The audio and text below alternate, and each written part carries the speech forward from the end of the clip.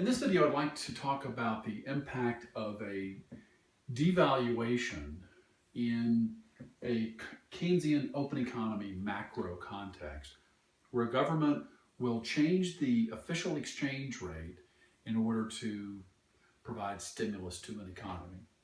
So in a closed economy, really you only talked about fiscal and monetary policy. When you have fixed exchange rates, you bring in the possibility of changing the value of the exchange rate through a conscious decision by the government.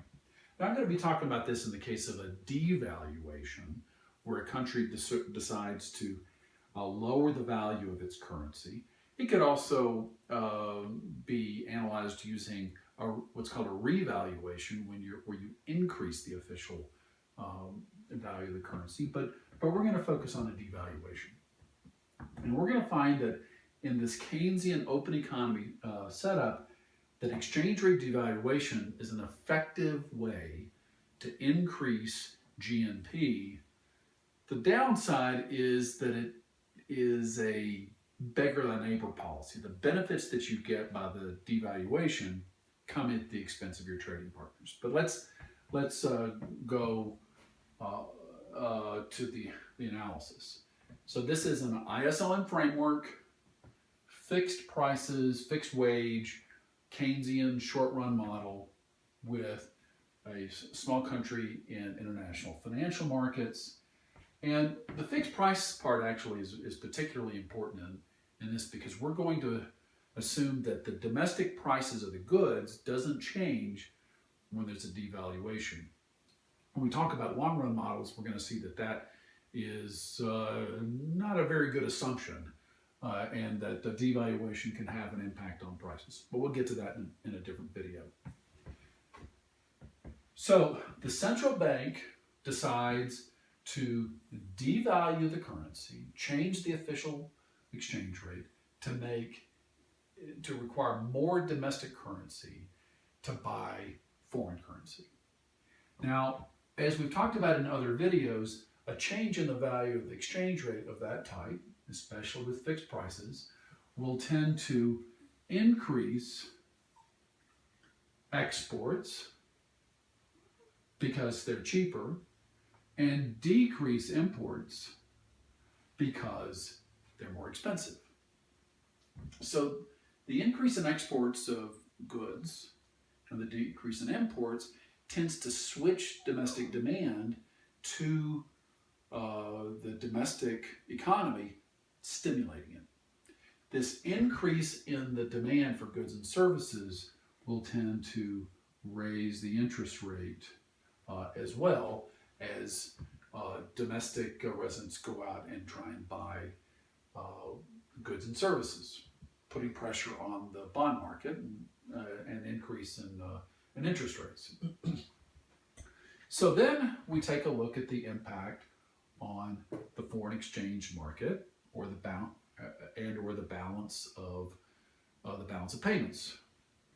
Now, at the new exchange rate, exports are going to be cheaper, imports are going to be more expensive.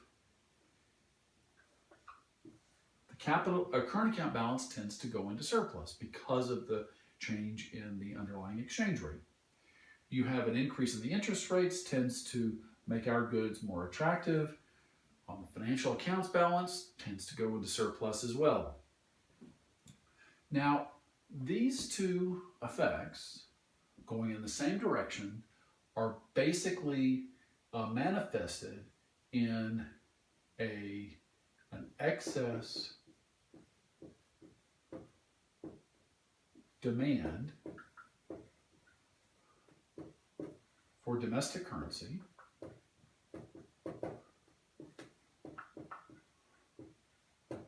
in the foreign exchange market. Okay? We've got a balance of payments surplus associated with the new exchange rates and these pressures.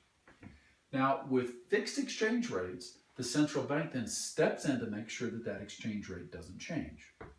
So what they do to keep the exchange rate from changing because you've got fixed exchange rates, is that the central bank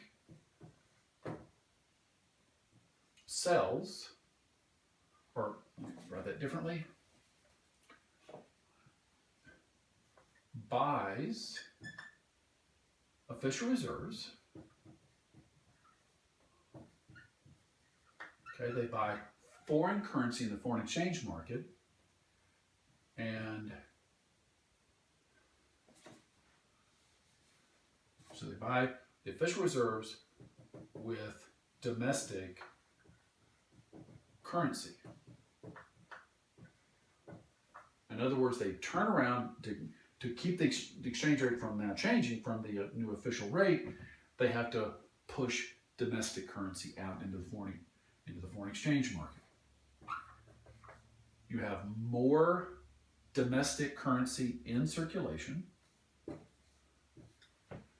That increases the money supply.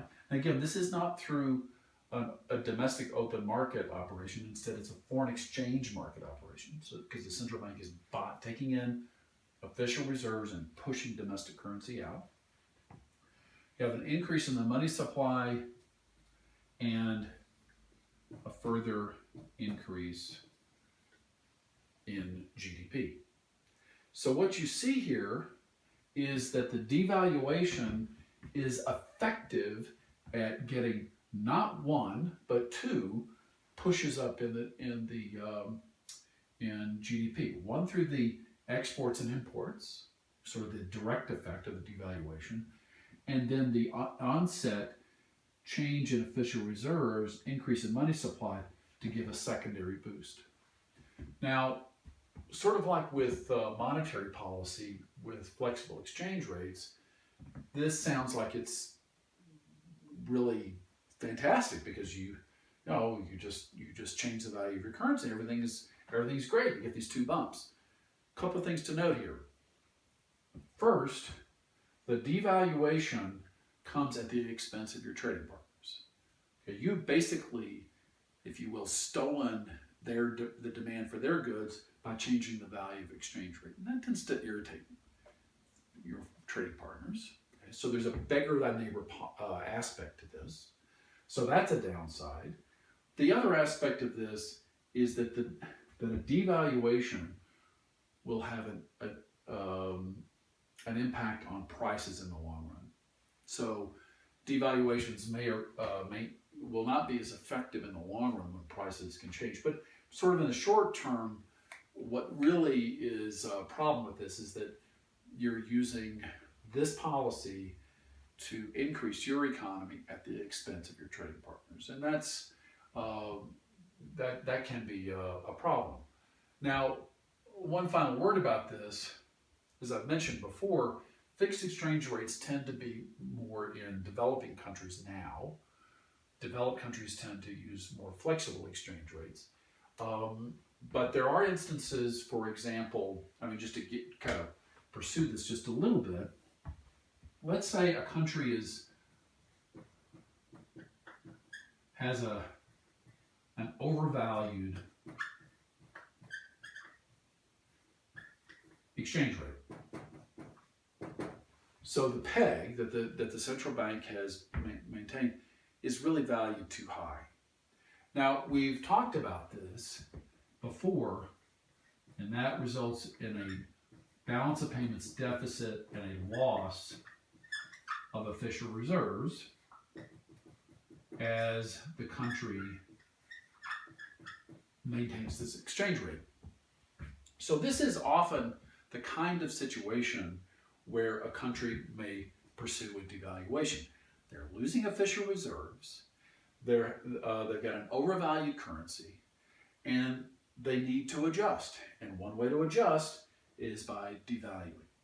Devalue the currency, and you end up not running a balance of payments deficit, but a balance of payments surplus, gaining official reserves, not losing it.